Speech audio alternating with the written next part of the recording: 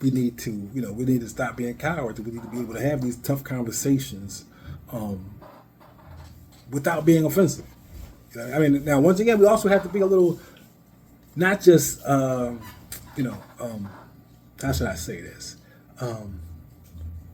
So there's one thing, and we all know the difference between saying something with the intent on being offensive and saying something that someone takes offensive. There is a difference. Like there is a difference between someone being a shock jock and just saying things because they're offensive and they're trying to get a rise out of people, and then saying what you truly believe and feel, but someone may take offense to that. So I think, in order to have these honest conversations, we need to consider what we're about to say, and is what I'm about to say offensive? And two, we need to not be so sensitive that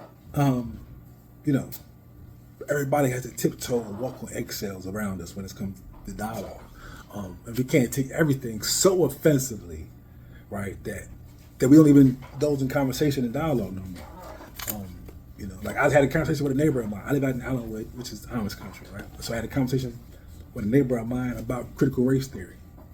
And his initial perspective was that we should just do away with it and not talk about it. And we had this it was an ongoing conversation over a couple of days. But through that conversation, what came out was that there are a lot of people that are uncomfortable with that conversation because they feel guilty. And I think, that is something that we should embrace and not run from, right? Because, one, if you're feeling guilt over something that happened generations ago, right? So you're far removed from it. But the guilt isn't necessarily a bad thing, because that guilt is what will help prevent those things from happening in the future, right? So even though we may feel guilty about something that happened in our family, right? Like let's say my father did something to someone, and I wasn't there before I was born, but I may feel guilty because that is my father, and he may have done something that was harmful, that was wrong. So instead of running from that guilt, I think on some level, right, I would embrace that, because that guilt is what would help me be a champion against those injustices in the future. So we shouldn't run from those tough, sensitive topics.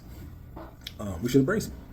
It's the only way we're going to get past it. It's like throwing peroxide on a wound. You're not going to clean it out unless you rinse it out with some alcohol. It's going to burn a little bit, But that's okay.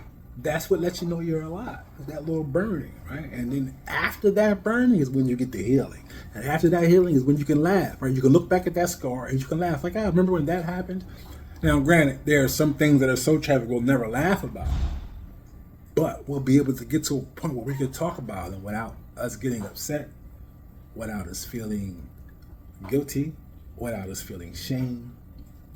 And I want to be part of that process. So, this is 13. 13. This has been The Other Side of America. 13, doing his thing. That's done. I'm getting better at this.